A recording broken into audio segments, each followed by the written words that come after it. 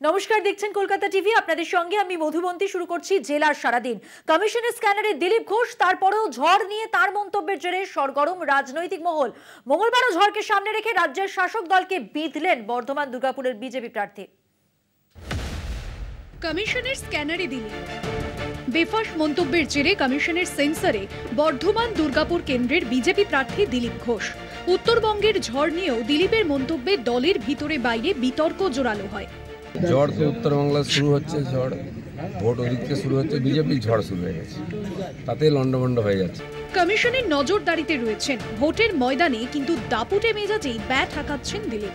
মঙ্গলবার ফের ঝড়কে হাতিয়ার করে তৃণমূলকে বিঁধলেন বর্ধমান দুর্গাপুরের বিজেপি প্রার্থী।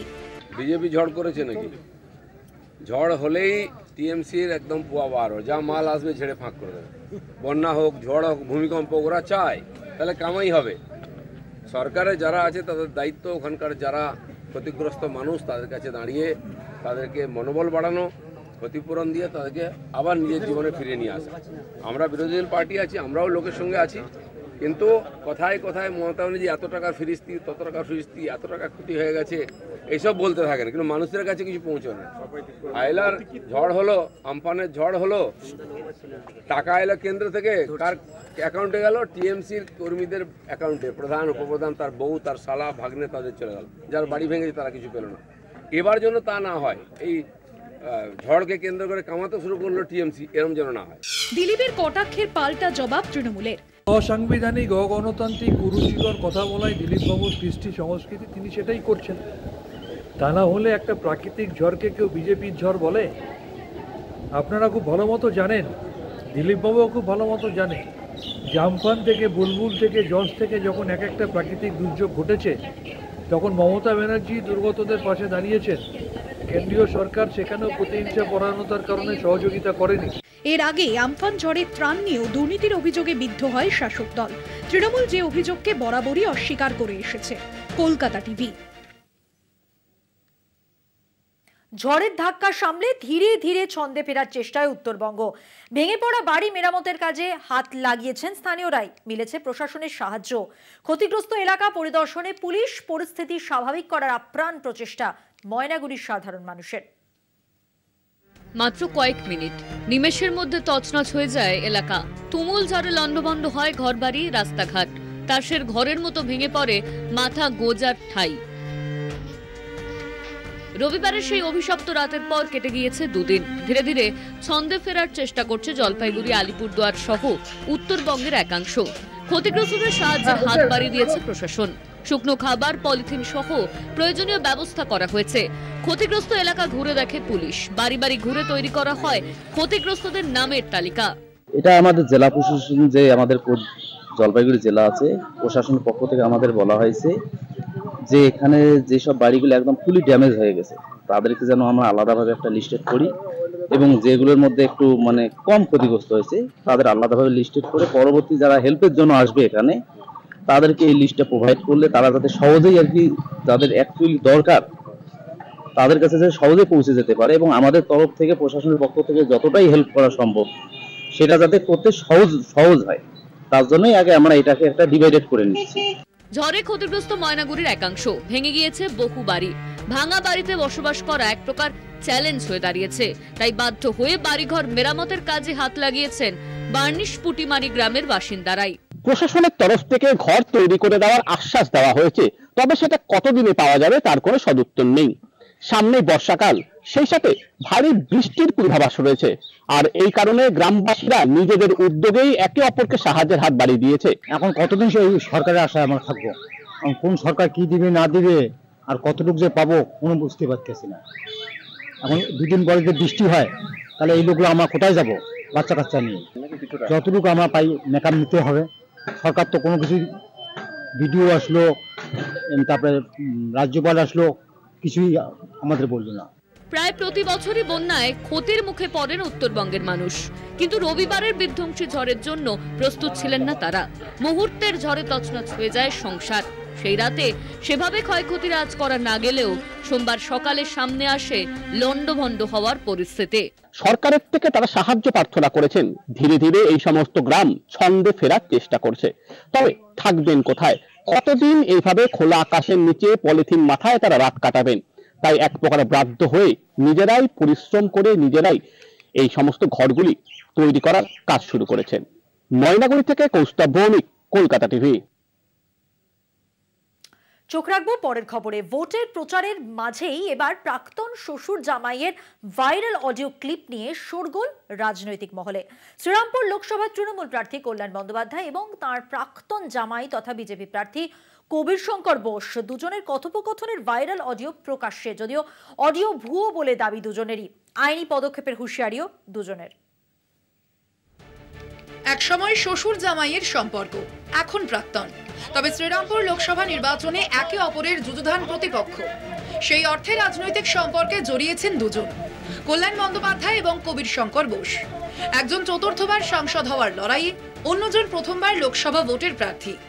প্রাক্তন শ্বশুর জামাইয়ের একটি অডিও ক্লিপ ভাইরাল, আর তা নিয়েই ভোটের বাজারে শোরগোল।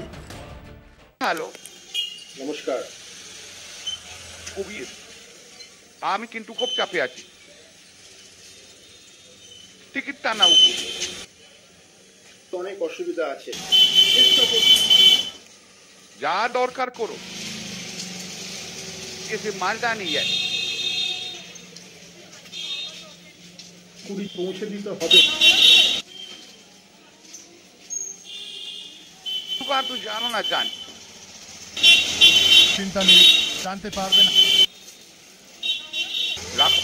তৃণমূল এবং বিজেপি দুই শিবিরের লোকসভা প্রার্থীর ফোনালাপ সমাজ মাধ্যমে ভাইরাল।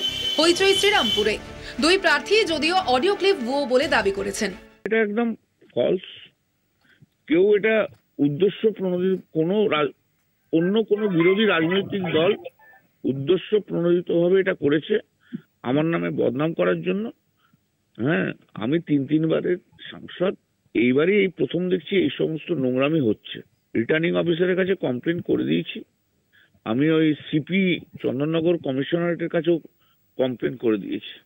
আমি তাদেরকে ইনভেস্টিগেশন করতে বলেছি এবং যারা করেছে তাদের বিরুদ্ধে পদক্ষেপ নিতে বলেছি। আমি পোর্টালটার এগেইনস্টে আমি কমপ্লেন করছি, অথরিটিজের কাছে তদন্ত হওয়া উচিত, যারা কারা এমনি অপপ্রচার করছে, এমনি টাইপস অফ নোংরা রাজনীতি করছে। আর ইলেকশন কমিশনকে অনুরোধ করব, আপনারা ইমিডিয়েটলি এটাকে টেক ডাউন করে এটা পুরোপুরি মিথ্যা অপপ্রচার, এর এগেইনস্টে ব্যবস্থা নিন। প্রাক্তন শ্বশুর জামাই পরস্পরের বিপক্ষে, প্রতিদ্বন্দ্বীর বিরুদ্ধে গলা চড়াচ্ছেন একে অপরে। কিন্তু ভোটের বাজারে ভেসে ওঠা অডিও ক্লিপ বিতর্কে এক সুরে কথা বলছেন দুই প্রতিপক্ষ। হুগলি থেকে পলাশ চক্রবর্তীর রিপোর্ট, কলকাতা টিভি। শিলভদ্র সুজনকে হেরো মাস্টার বলে এবার কটাক্ষ করলেন কে? সৌগত রায়। সৌগতকে পাল্টা আক্রমণ সুজন শিলভদ্রের। দমদম লোকসভা কেন্দ্রের শাসক বনাম বিরোধী প্রার্থীর তরজায় এবারে সরগরম দমদমের রাজনীতি। দেখুন। দমদমে চড়ছে রাজনীতির পারদ। সৌগত রায়ের মুখে হেরো মাস্টার। এপ্রিলের শুরুতেই দক্ষিণবঙ্গে দাবদাহ, সঙ্গে চড়ছে রাজনীতির পারদ। তিন প্রার্থীর বাকযুদ্ধে সরগরম দমদম লোকসভার রাজনীতি। শিরোনামে দমদম, প্রফেসরের মুখে হেরো মাস্টার, আর তা নিয়ে সরগরম রাজনীতি। দমদম লোকসভা কেন্দ্রের তৃণমূল কংগ্রেস প্রার্থী সৌগত রায়, তাঁর প্রতিদ্বন্দ্বী বিজেপির শিলভদ্র দত্ত, সিপিএম এর সুজন চক্রবর্তী। তা হঠাৎ করে কেন সৌগত রায়ের মুখে হেরো মাস্টার মন্তব্য? শিলভদ্রা তো হেরো মাস্টার, সুজন চক্রবর্তী তাই। ওরা বেশি বক্তৃতা কেন দিচ্ছে? শিলভদ্র বেচারি অ্যাসেম্বলি ইলেকশনে 28,000 ভোটে হেরে গিয়েছে। যে অত ভোটে হারে সে আশা করে, আশা করাটা ঠিক আছে, কিন্তু আশার তো একটা বেসিস থাকবে। শিলভদ্র কোনো আশার বেসিস নেই। সৌগত বাবুর মানুষের কাছে যাবার দম নেই, সেই কারণে হয়তো সব বলছেন। আমরা মানুষের কাছেই যাই, মানুষের পাশেই থাকি, ঘরের মধ্যে বসে লুকিয়ে লুকিয়ে কাজ, থ্যাংক ইউ, এসব আমাদের কাজ না। মানুষের কাছে যাওয়া, মানুষের পাশে থাকা, আমরা সেই কাজই করছি। ওনার হঠাৎ আমাকে নিয়ে পড়তে হলো কেন? ভয় পাচ্ছেন? সৌগত রায়কে পাল্টা জবাব দিয়েছেন দমদম লোকসভা কেন্দ্রের বিজেপি প্রার্থী শিলভদ্র দত্ত। সৌগতবাবু বলেছেন আমাকে হেরো মাস্টার। সৌগতবাবু 77 সালে ব্যারাকপুরে এমন নির্বাচন করে গেছিলেন, তারপরে দীর্ঘদিন সৌগতবাবু ব্যারাকপুরে ঢুকতে পারেনি, কারণ সৌগতবাবুকে লোকে ডিগিং মাস্টার বলেছে। সৌগতবাবু অনেক বড় বড় কথা বলে মমতা ব্যানার্জির বিরুদ্ধে দক্ষিণ কলকাতায় ভোটে দাঁড়িয়েছিলেন। মানে একদম ভীষণভাবে পরাজিত হওয়ার পর মমতা ব্যানার্জির পায়ে ধরে তাকে দলে ঢুকতে হয়েছে।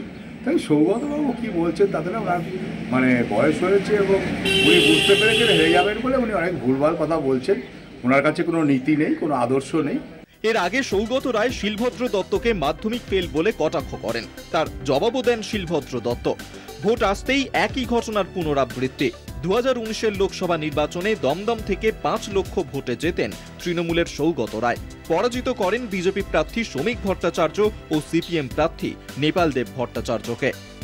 কলকাতা টিভি। এখন সময় হয়ে গেছে একটা বিরতি নেওয়ার। বিরতির পর থাকছে আরো খবর, সঙ্গে থাকবেন।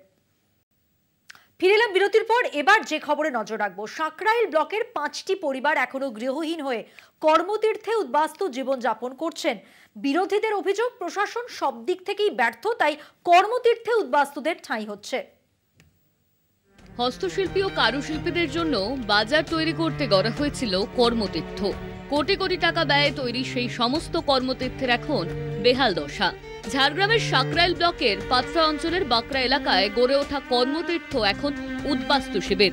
কারণ হাতির হানায় ভেঙে যাওয়া বাড়ির বাসিন্দাদের এখানে ঠাঁই দিয়েছে বন দফতর ও প্রশাসন। তাও প্রায় 2.5 বছর হতে চলল। মোট 5টি পরিবার এখন বাকরা কর্মতীর্থের স্থায়ী বাসিন্দা। হাতির হানায় ভেঙে যাওয়া বাড়িঘর কবে ঠিক করে দেবে প্রশাসন, তারও কোনো উত্তর মেলেনি বলে জানান ক্ষতিগ্রস্ত বাসিন্দারা। বন দপ্তর প্রশাসনিক দপ্তরে বারবার আবেদন করেও মেলেনি সাড়া। পরবর্তী সময়ে আরো 3টি পরিবারের ঠাঁই হয় ওই কর্মতীর্থে। এবার ক্ষোভে ফুঁসছেন সাঁকরাইল ব্লকের একাধিক বাসিন্দা। প্রধান বলেছিল যে এখানে ঘরবাড়ি আমরা দেব 6 মাসের মধ্যে, কোনো ঘরবাড়ি দেওয়া হয়নি। আমরা এখানে কর্মতীর্থে পড়ে যাচ্ছি। কোনো এবার ভিডিও সাহেব আসছিল, কোনো উল্লেখ করে নাই, কোনো কিছু বলে নাই। আমরা কি করবো? তাহলে আমাদের এখন ভিডিও সাহেব বলুক, আমরা এই কর্মতীর্থে লিখে দিক, আমরা এখানেই থাকবো। 2.5 বছর পরেও কেন হাতির হানায় গৃহহারারা বাড়ি পাননি, সেই প্রশ্ন তুলে সরব বিরোধীরা। এখানে চক্রান্ত বলবো না, এদের উন্নয়নের কোনো মানসিকতা নেই উন্নয়নমূলক কাজ করার জন্য। এরা ওই মানুষের লুটে যতটা পকেট ভরানো যায় ওই রকম মানসিকতা। কার কী হলো, কে কীভাবে ফ্যামিলি ইয়ে করবে, ওদের পঞ্চায়েত সমিতি গ্রাম পঞ্চায়েত এগুলো তো লুট করে জিতেছে। এগুলো তো কী বলবো, ভোটে জিতেনি। দুর্ভাগ্যের হলো সত্যি ঝাড়গ্রাম এলাকাতেই বনমন্ত্রী বাস করেন, কিন্তু সেদিকে তাদের কোনো নজর নেই। এবং আমি যতটুকু জানি যে এরা শুধু প্রতিশ্রুতির পর প্রতিশ্রুতি দিয়ে যায়। অপরদিকে স্থানীয় পঞ্চায়েত সদস্য থেকে শাসক দলের নেতৃত্ব দাবি করছেন ব্যাপারটা তারা জানেনই না। আমরা পঞ্চায়েত সমিতি থেকে সেরকম ব্যবস্থা বড় ধরনের নিতে পারবো না। আমরা বন দপ্তরে জানাবো, ডিওকে, যাতে ব্যবস্থা হয় তাড়াতাড়ি সেটাই আমরা দেখব। প্রশাসনের সঙ্গে কথা বলে দ্রুত সমস্যার সমাধান করার চেষ্টা করবেন বলেও জানান তৃণমূল নেতা মথুর মাহাতো। আমি খোঁজ খবর নিয়ে দেখছি, আমি বিডিও সাহেবকে বলবো এবং ফরেস্ট ডিপার্টমেন্ট যারা আছে দায়িত্বে ওনাকে আধিকারিক জানাবো আমি যে পাইনি কেন, কী অবস্থায় আছে। আমি অবশ্যই উচ্চনীতি জানিয়ে আমি ওদের ব্যবস্থা করার আশ্বাস দিচ্ছি এবং আমরা ব্যবস্থা করে দেবো। ক্ষতিগ্রস্তরা কবে নিজেদের ঘর পান সেদিকে তাকিয়ে কর্মতীর্থের অস্থায়ী বাসিন্দারা। সাঁকরাইল থেকে অরূপ ঘোষের রিপোর্ট, কলকাতা টিভি। এবার আরো এক সংকটের ছবি। গরমের শুরুতেই জল সংকট। হাওড়ার পুরো এলাকার বাসিন্দারা অভিযোগ এনেছেন, জলের দাবিতে বালতি হাতে পথ অবরোধ করে বিক্ষোভও দেখাচ্ছেন তারা। বিক্ষোভে মধ্য হাওড়ার নেতাজি সুভাষ রোডের কালীকুণ্ড লেন। দ্রুত সমস্যা মিটে যাবে এমনটাই আশ্বাস হাওড়া পুরসভার।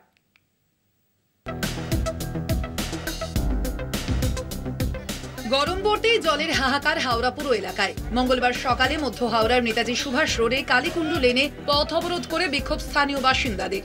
মহিলারা হাতে জলের বালতি নিয়ে পথে নামেন। স্থানীয় বাসিন্দাদের অভিযোগ, গরম পড়তেই জল সংকট দেখা দিয়েছে বিস্তীর্ণ এলাকায়। সামান্য জল যেটুকু সময় আসে তাতেও জলে পোকামাকড় মেলে, তা খাওয়ার অযোগ্য। খোদ মন্ত্রীর ওয়ার্ডেই এই জল সংকট। জল তো চাই, এই গরমে জল না হলে মানুষ বাঁচবে কি করে? তাই আপনাদেরকে রাস্তায় নামতে রাস্তা থেকে জল তুলতেছে বালতির পর বালতি, আর আবার নোংরা জল, ঘোলা জল আসছে। ঘটনাস্থলে যান এলাকার প্রাক্তন কাউন্সিলর এবং মেয়র পরিষদ সদস্য শ্যামল মিত্র। তিনিও স্বীকার করে নেন স্থানীয়দের জল সংকটের অভিযোগ। তবে পৌরসভার তরফে দ্রুত সমস্যা মেটানোর জন্য কাজ শুরু করেছে বলে জানান তিনি। এখানটা বহুদিন ধরে এই লাস্ট 6 মাস দেখছি এখানে আগে জল ছিল ভালো, মানে এখানে জল অ্যাভেলেবেল ছিল। জলটা এখানে একটা সুরকি কলে কোনো একটা ডিজাস্টার হয়েছিল জলে, তা সুরকি কলে কাজটা করার পর থেকেই সেই জলটা এখান থেকে চলে গেল এবং বহুদিন ধরে মানুষ বলছে, আমিও বলছি, আমিও জানাচ্ছি কর্পোরেশনকে, রাস্তা কেটে আজ কাজ হবে, দেখা যাক জলটা এনে দেয় এখন প্রধান কাজ। বিক্ষোভের খবর পেয়ে পুর প্রযুক্তিবিদরাও ঘটনাস্থলে আসেন। দীর্ঘক্ষণ অবরোধের পর পুর কর্তৃপক্ষের আশ্বাসে অবরোধ ওঠে। তবে অবরোধের জেরে সকালে অফিস টাইমে তীব্র যানজট তৈরি হয়, সমস্যায় পড়েন সাধারণ মানুষ। হাওড়া থেকে জগন্নাথ সামন্তর রিপোর্ট, কলকাতা টিভি।